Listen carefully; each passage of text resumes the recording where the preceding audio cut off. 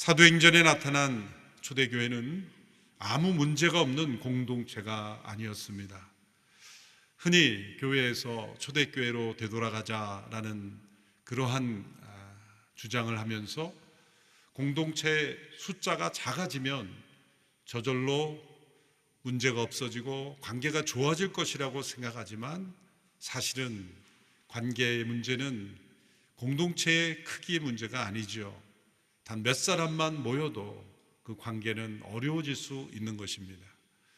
또한 초대교회는 숫자가 작은 공동체가 아니었습니다.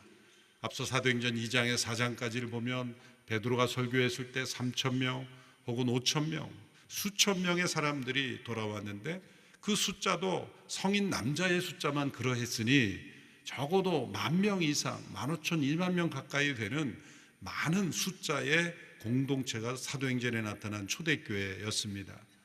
이처럼 숫자가 많아짐으로 인해서 생겨날 수 있는 두 가지 문제로 인한 갈등이 생겨난 것이 6장에 나타납니다.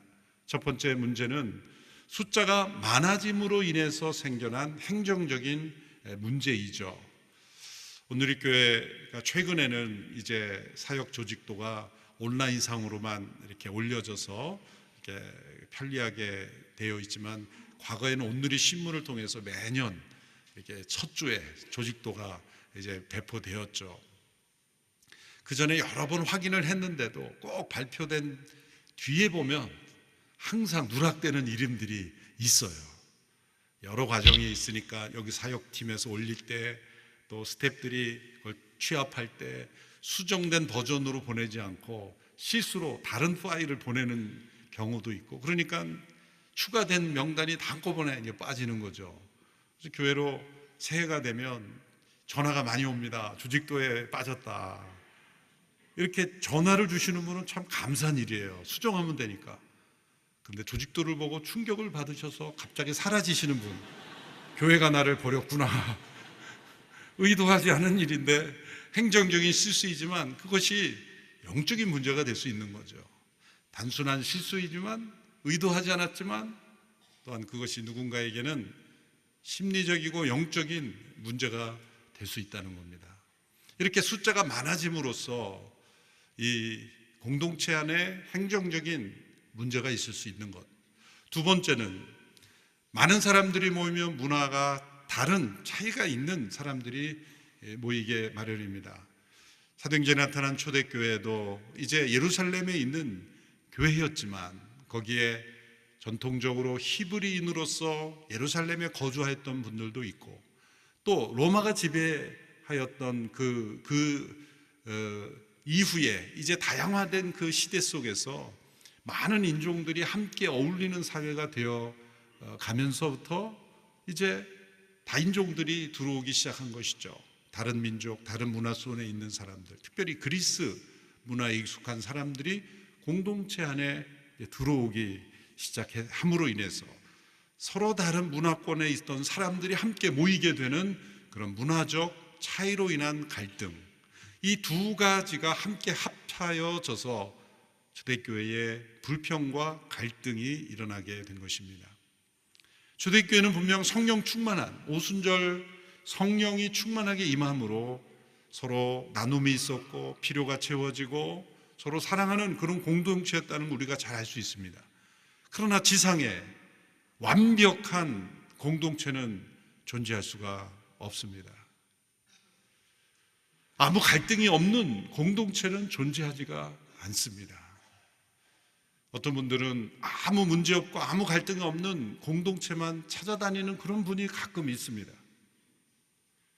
그런 경우에는 그분이 갈등의 주인공일 경우가 있어요. 제가 새가족 분들에게 환영할 때마다 이 이야기를 꼭 들려드립니다. 스펄전 목사님께 어느 성도들이 찾아왔어요. 목사님, 우리가 정말 안심하고 마음 놓고 좀 출석할 수 있는 교회를 소개해 주십시오. 어떤 교회를 원하십니까? 이런 교회가 되면 좋겠습니다. 이렇게 나열을 하는데 당연한 얘기죠. 서로 사랑하는 교회면 좋겠습니다. 다툼이 없는 교회면 좋겠습니다. 제발 목사님의 설교가 졸리지 않았으면 좋겠습니다. 열심히 복음 전하면 좋겠습니다. 이렇게 좋은 교회 리스트를 다 나열하는데 목사님이 다 들고 나서 스포전 목사님 이렇게 말씀합니다. 죄송합니다. 제가 알기로는 그런 완벽한 교회는 없습니다. 추천해 드릴 수가 없네요. 이분들이 아쉬움을 가지고 자리에서 일어나는데, 일어나는 그분들을 향해서 스포전 목사님 이렇게 말합니다. 여러분들 잠깐만 기다리십시오. 할 말이 있습니다. 이분들이 생각나셨나 해서 다시 되돌아서 귀를 기울이니까 목사님 하신 말씀이, 혹 그런 교회를 발견하거든 절대로 가지 마십시오. 아니, 왜 가지 말라고 하십니까? 여러분들이 그 교회 가는 순간부터 그 교회가 불완전해지기 때문에 절대로 가지 마십시오. 완벽한 공동체를 찾는 자세, 그 마음이 어쩌면 불완전한 우리의 연약함일 수 있다는 것. 누구에게나 연약함이 있고 또 사람들이 모여서 일어나는 갈등이 있을 수 있다는, 거기서부터 우리는 출발해야 됩니다. 아무 갈등이 없는 그런 곳을 찾으십니까? 있습니다. 공동묘지에 가보십시오. 조용합니다. 서로 간섭하지 않고 아무 문제 없습니다. 살아있는 사람들이 함께 공동체를 이루는 한, 거기에는 갈등이 불가피하다. 문제는 성령이 충만할 때는 이 갈등이 녹아진다는 것이고, 단순한 해결이 아니라 이 갈등이 도리어 교회됨을 깨닫고 하나님의 살아계심을 깨닫고 부흥을 경험하는 촉매제가 될 수 있다는 겁니다. 갈등은 분명 좋지 않은 것이지만 이 갈등이 계기가 되어 도리어 더 부흥의 역사를 체험하는 촉매제가 될 수 있다는 것을 사도행전 6장의 말씀에 나타납니다. 어떻게 사도들은 이렇게 갈등이 부흥의 촉매제가 되도록 이끌었을까? 그 원리가 오늘 말씀에 나타나 있습니다. 첫째는 우선순위를 바르게 정립했다는 것입니다.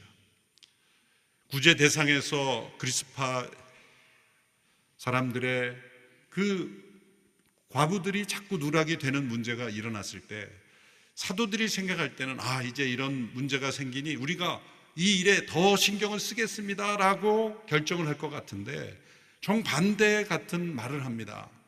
이 일로 인하여 우리가 기도의 말씀에 소홀히 하는 것은 합당하지 않습니다. 이 말씀은 우리가 더 기도의 말씀에 집중하겠다는 거죠. 그리고 이 일을 담당할 사람들을 세우겠습니다. 그것은 구제가 중요하지 않다는 뜻이 아닙니다. 신경 쓰지 않겠다는 말이 아니죠. 어떤 갈등이 일어났을 때 각 사람들이 우리가 각자가 신경 써야 될 가장 중요한 우선순위가 무엇인가, 그것을 잃어버리면 안 된다는 거죠. 그것이 출발점입니다. 오늘 본문 2절 4절의 말씀을, 2절에 4절의 말씀 우리 함께 읽어보겠습니다. 시작. 그리하여 12 사도들은 제자들을 모두 불러놓고 말했습니다. 우리가 음식을 분배하는 일로 인해 하나님의 말씀 가르치는 사역을 소홀히 여기는 것은 옳지 않습니다. 형제들이여, 여러분 가운데 성령과 지혜가 충만하다고 알려진 사람 7명을 뽑으십시오. 그러면 이 임무는 그들에게 맡기고 우리는 기도하고 말씀을 가르치는 일에 온 힘을 기울이겠습니다. 음식을 분배하는 일에 누락이 생김으로 인해서 갈등이 일어났는데 사도들은 이렇게 결정했습니다. 우리가 기도의 말씀에 더 집중하겠습니다. 이 문제에 대한 해결책이 아닌 것처럼 보이지만 근본적인 방향을 재정립한 것입니다. 어떤 갈등이 생기면 그 갈등을 해결하느라 모든 우선순위가 다 무너질 수 있는 위험이 생깁니다. 그것이 가정이든 교회이건 심지어 국가까지, 사회, 어떤 사회든 기업이까지 어떤 문제가 생기면 각자가 가진 우선순위를 그 갈등으로 인해서 무너지는 경우는 더 큰 갈등이 생기는 거예요. 사회도 마찬가지고 기업이나 교회 마찬가지입니다. 어떤 갈등이 생겼을 때 각자가 가진 우선순위를 잃어버리게 되는 것이 더 큰 위기가 되는 거예요. 그래서 작은 갈등이 더 큰 위기가 되는 것이죠. 사도들은 이 일로 인하여 우리에게 주어진 우선순위를 잃어버리는 것은 옳지 않다. 사도들에게 가장 중요한 우선순위, 기도와 말씀에 집중하는 것을 놓치지 않도록 하기 위하여 새로운 리더십들을 세워야 한다. 그래서 이제 분담하는 사역의 분업화가 이루어지기 시작한 것입니다. 그래서 두 번째로 성령과 지혜가 충만한 사람들을 리더십으로 세웠다고 말씀하고 있습니다. 5절 6절의 말씀을 보십시오. 같이 읽겠습니다. 시작. 모든 사람들이 이 제안을 기쁘게 받아들였습니다. 그들은 믿음과 성령이 충만한 사람 스데반과 빌립, 브로고로, 니가노르, 디몬, 바메나, 유대교로 개종한 안디옥 사람 니골라를 뽑았습니다.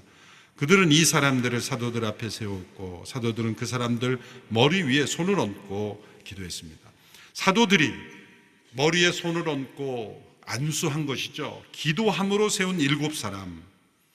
우리가 흔히 성경 기조할 때 사도행전의 7 집사라고 할 때 이 사람들을 일컫는데, 엄밀히 말하면 집사직은 본문에 나오지 않습니다.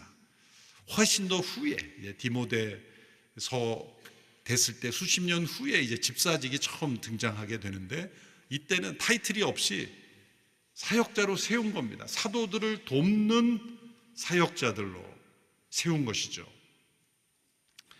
집사직의 기원이라고 말할 수는 있지만 이 사람들이 곧 집사로 이때 임직을 했다 이렇게 말할 수는 없어요. 어쨌든 이들은 성령과 지혜가 충만하였고 또 믿음과 성령이 충만하였다 이렇게 말합니다. 성령 충만이 공통점이고 지혜와 믿음이 충만했다. 이 양쪽의 단어가 나옵니다. 지혜란 무엇입니까? 하나님이 우리에게 주신 이성적 판단을 통하여 분별할 수 있는 능력, 이것이 지혜이고, 믿음이란 무엇입니까? 우리의 이성을 초월하는 하나님의 신비, 하나님의 주권에 대하여 맡겨드리는 것, 이것이 믿음입니다. 성령 충만은 어느 한편으로는 지혜가 충만하고 어느 한편은 믿음이 충만하고 이 지혜와 믿음이 함께 조화를 이루는 것입니다. 하나님은 우리의 이성적 판단을 사용하는 것을 금하시지 않았어요. 믿음이 충만하다는 것이 이성적 분별력 없이 결정한다는 뜻이 아닙니다. 또한 우리의 이성적 판단으로 헤아릴 수 없는 영역에 대하여 믿음으로 하나님 앞에 맡기는 것, 그것 또한 믿음의 충만함. 모든 것을 다 우리의 이성으로 판단으로 결정해서는 안 되는 거죠. 우리가 하나님 앞에 기도할 때 흔히 3가지 기도 응답이 있다고 말합니다. Yes, 하나님께서 들어주시는 거죠. No, 아니라고 거절하시는 거죠. Wait, 기다리라. 기다려서 더 기도하라는 거죠. 3가지 외에 2가지 다른 응답이 있는데, 하나는 내가 너를 믿으니 너가 판단해서 한번 결정해 보라는 그런 하나님의 응답일 수 있어요. 하나님이 우리에게 주신 이성, 그런 이성의 판단을 통한 분별력을 가지고 우리 스스로가 결정할 수 있도록 하나님이 우리를 믿어주시는 거죠. 우리 일상의 많은 영역에서 하나님께서 우리의 이성적 판단을 통해 우리가 결정할 수 있는 자유를 주셨고 그 분별력을 사용하도록 하나님은 우리를 믿어주시는 거죠. 또 다른 영역에서의 기도의 응답은 이 일은 내가 알아서 할 테니 너는 손 떼라, 나를 완전히 믿고 맡기라 라는 응답일 수도 있는 겁니다. 성령의 충만함이 한편으로는 지혜가, 한편으로는 믿음이 충만했던 이 모습이 이미 성도들에게 나타났던 사람들 가운데 7명을 뽑았다는 것입니다. 사도들이 이것을 제안했고 기쁘게 받아들여졌습니다. 사도들은 지시하거나 명령하지 않았고 수평적인 권위로 제안했고 이것을 함께 뽑았다는 겁니다. 이들은 사도들은 아닙니다. 사도들은 12사도라는 그러한 사도들로 제한된 것은 예수님과 함께 동행하였고 예수님의 부활을 목격한 사람들로 국한되는 겁니다. 사도 바울은 예수님과 함께 하는 생활은 없었지만 부활하신 예수님을 직접 만나고 위임을 받았기에 그도 사도가 되었고 제일 마지막에 사도된 자라고 말했죠. 그 밖에 이 사람들은 이제 공동체를 통해서 세워진 사람들을 통해서 사역자들이라고 말할 수가 있습니다. 이것이 후에 직제가 되어서 여러 이제 집사 등 여러 직분으로 이제 세분화되는 것입니다. 하나님의 방법은 사람을 세우는 것입니다. 사람들이 갈등에 대한 해결책은 언제나 법과 제도를 만드는 것이지만 하나님은 언제나 신실한 성령이 충만한 사람들이 세워짐으로써 그 갈등이 해결되도록 하시는 것입니다. 또한 세 번째, 이들의 갈등 해결책은 문화적 차이가 있는 이들을 서로 끌어안음으로써 해결한 것이죠. 이 7분의 이름들을 보면 특색이, 공통점이 있습니다. 다 그리스식 이름이라는 거죠. 대표적으로 스테반, 스테파노스, 이것은 면류관이라는 뜻의 헬라식 이름입니다. 마지막에 있는 유대교로 개종한 안디옥 사람 니골라라고 했을 때 앞에 설명이 붙은 건 무엇입니까? 이방 사람이라는 것을 강조하는 거예요. 개종했다. 그건 이방인, 유대인이 아니었다는 거고, 출신이 나옵니다. 안디옥 사람, 이것은 지금의 튀르키예 지역의 이방 나라죠. 니골라라는 이방인도 예루살렘에 있는 초대교회의 중요한 리더십으로 세움을 받았다는 겁니다. 이방 지역에 오래 살았던 유대인이나 아니면 순수한 이방인이나 할 것 없이 이들이 세움받은 이유가 무엇입니까? 지금 갈등의 원인이 뭡니까? 그리스파 사람들의 과부들이 이 구제의 대상에서 자꾸 누락이 되는 겁니다. 그래서 이제는 시각을 우리가 바꾸어서 히브리파 사람들의 시각으로 이 문제를 보지 말고 그리스파 사람들의 시각으로 이 문제를 보는 것이 해결책이겠구나라고 생각을 한 거죠. 그래서 그 사람들로부터 사람들을 뽑았다는 것을 알 수가 있습니다. 얼마나 훌륭한 결정이고 얼마나 공동체를 포용력 있게 하나 되게 하는 결정입니까? 우리나라 정치 역사를 보면 늘 안타까운 게 그겁니다. 전부 적이 되어서 서로 싸우는 모습.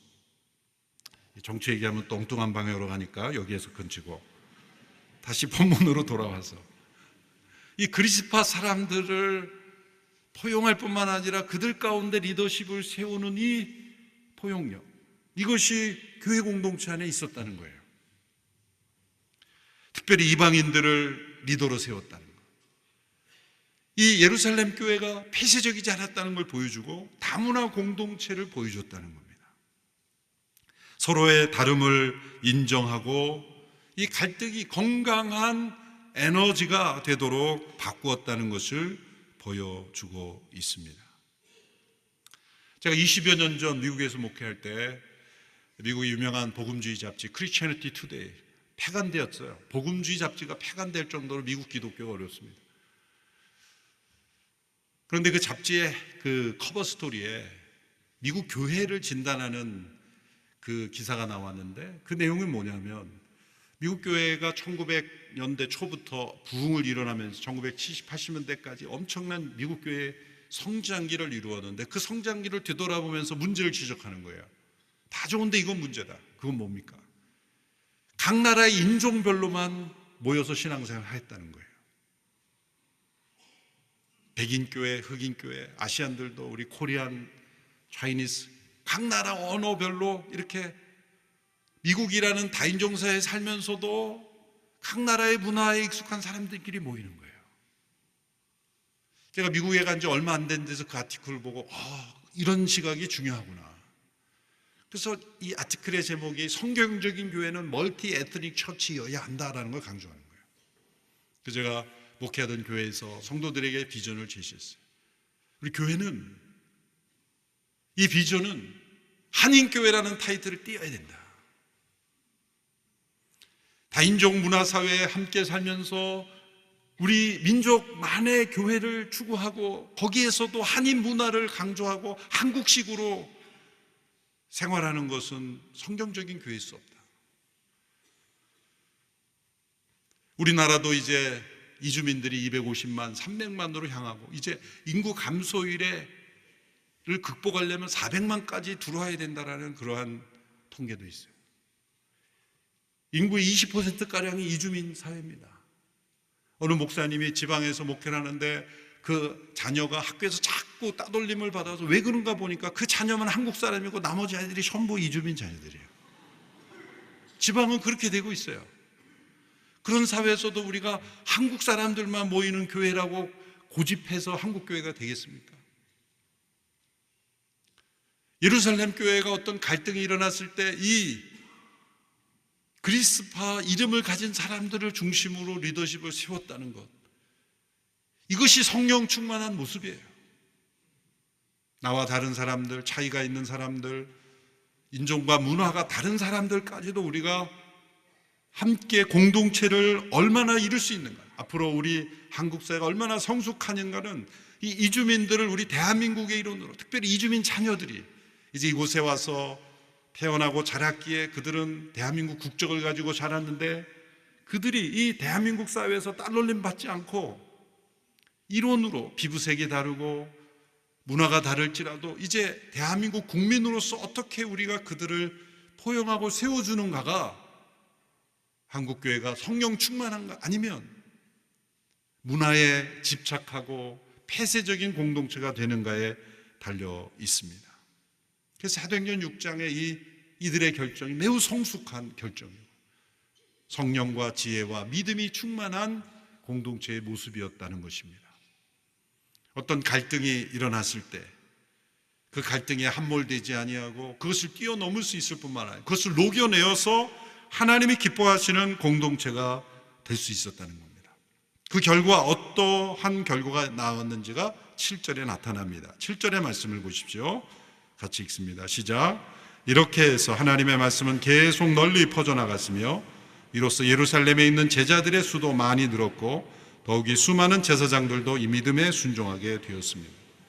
그 결과 말씀이 계속 퍼져나갔고 믿는 제자들의 수도 많아졌고 예루살렘에 있는 완고한 제사장들도 변화되게 됐다는 겁니다. 갈등의 물결이 도리어 부흥의 파도가 된 것입니다. 그 중심에 있었던 스데반을 강조하고 있습니다. 사도들보다 더 유명한 사람이죠. 사도들보다 더 영향력 있었다는 겁니다. 스데반은 표적과 기사도 행할 뿐만 아니라 또한 하나님의 말씀도 잘 전했던 사람입니다. 그래서 이 6장에 나오는 이 7명의 명단을 보고 사도들은 기도와 말씀에 전념함으로, 목회자들은 기도와 말씀만, 또 이 집사님들은 구제와 나눔, 이렇게 분리하는 것은 교회를 잘못 이해한 거예요. 그런 분리가 아닙니다. 빌립도 전도를 했어요. 전도자로서 전도를 했죠. 스데반도 말씀을 잘 전했습니다. 사역을 함께 나누어서 하는 것입니다. 집사님들도 말씀을 잘 가르치면 말씀을 전할 수 있죠. 온누리교회 초창기의 새가족 과정을 다 우리 권사님, 집사님들이 다 가르쳤어요. 1:1 제자 영역도 우리 성도들이 성도를 가르치는 것입니다. 과거에 한 목사님 계실 때 이런 일이 있었어요. 한 목사님이 얼마나 이 스케일이 놀라우신 분이냐면, 서빙고에서 수요 전녁 예배가 있는데, 수요 전녁 예배는 우리 목회자들이 이제 설교하고 인도를 하는데, 그때 지금 일본에 계신 문봉주 목사님이 집사님이셨을 때, 외교관이셨을 때 성경의 맥을 잡아라 하는데, 시간이 안 돼서 수요일 저녁에 이제 지하 비전열에서 한 거예요.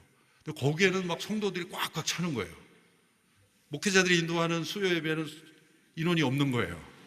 그래서 목회자들이 이거 좀 문제가 있다 그래서 한 목사님께 건의한 겁니다. 목사님 이렇게 돼가지고 좀 이 날짜를 바꾸든지 뭔가 해야 될 것 같습니까? 그랬더니 목사님 하시면 그래? 장소를 바꿔. 문봉 집사님 하는 게 본당에 하고 내려가. 그게 한 목사님의 스케일입니다. 우리가 말을 잘못했구나. 그러니까 집사님의 말씀을 잘 가르치면 더 많은 사람들이 들을 수 있도록 되는 것. 목회자만 말씀을 해야 되는 게, 또 목사님도 아무리 말씀을 전해도 다 잠재우는 분이 있다면 행정에 열심히 할 수 있는 거고요. 이렇게 거룩한 분담을 할 수 있는 거예요. 근데 단 조건이 있어요. 어떤 분은 이래요. 나도 잘 가르칩니다라고 주장하는 분이 있어요. 또 한 목사님께 어느 목회자가 찾아왔습니다. 제가 비서실에 있을 때 같이 옆에 들어서 증인입니다. 목사님, 저도 설교 잘합니다. 왜 저는 안 시켜주십니까? 목사님 말씀하지. 그런 말은 성도님들이 해야 되는 거야. 자기가 주장해서 되는 건 아니에요. 성도님들도 마찬가지예요. 목사님, 저도 잘 가르칩니다. 가르칠 수 있겠어요. 다른 성도님들이 얘기해야 되는 거예요. 여기에 이 7분에 세워진 게 어떻게 됩니까? 이미 그렇게 인정받은 분들이 세움을 받은 거예요. 내가 주장해서 되는 게 아니에요.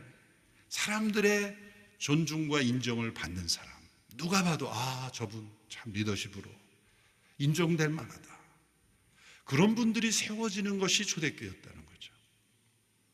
그것이 성령 충만한 공동체의 모습입니다. 대표적인 분이 스데반이었어요. 표적과 기사가 나타나고 하나님의 말씀도 잘 증거되어서 영향력이 엄청나게 큰 거예요. 사도들보다 더 영향력이 커진 겁니다. 그래서 산헤드린의 주목을 받고 예수님을 십자가에 못 박았던 공회원들이 이 스데반을 잡아서 신문하게 되었어요. 살기가 등등한 이 산헤드린 공회원 앞에서 스데반의 표정으로 오늘 말씀이 끝납니다. 그것은 천사의 얼굴과 같더라. 스데반 집사님이 지금 표정 관리하는 걸까요? 지금 곁에서 보고 있는 누가가 내 모습을 기록해서 사도행전에 기록할 거니까 내가 표정 관리를 잘해야 돼, 그런 표정 관리일까요? 아니죠. 충만한 겁니다. 대적들이 나를 고소하고 나를 억울하게 몰아가는 이들 앞에서 충만한 스데반의 얼굴, 천사의 얼굴이었습니다. 성령이 충만한 모습이었습니다. 사도행전에 나타난 교회는 완전한 교회가 아니었습니다. 크고 작은 갈등이 일어나는 공동체였습니다. 그러나 그것에 함몰되지 않고 그것이 녹아지고 그것이 계기가 되어서 이제 스데반과 같은 일꾼들, 빌립과 같은 일꾼들이 세워지고, 그리고 더 나아가 더 큰 부흥의 촉매제가 되는 공동체였습니다. 우리 모두가 갈등을 두려워하는 것이 아니라 어떤 갈등이 일어났을 때 그것이 더 큰 부흥의 촉매제가 되도록 서로를 존중하고 서로를 품고 끌어안고 이렇게 하나 되는 그런 공동체가 될 때 세상은 교회를 다시 주목하게 될 줄로 믿습니다. 기도하겠습니다. 하나님 아버지, 사도행전의 초대교회가 보여준 이 성숙한 결정과 태도가 우리에게도 있게 하여 주시고 우리 대한민국 한국교회에 있게 하여 주시옵소서. 예수님의 이름으로 기도합나이다. 아멘.